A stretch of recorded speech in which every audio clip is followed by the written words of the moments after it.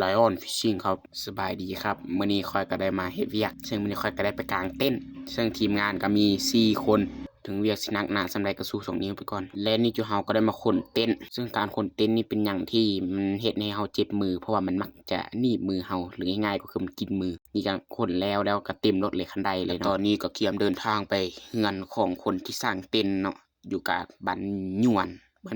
านยอน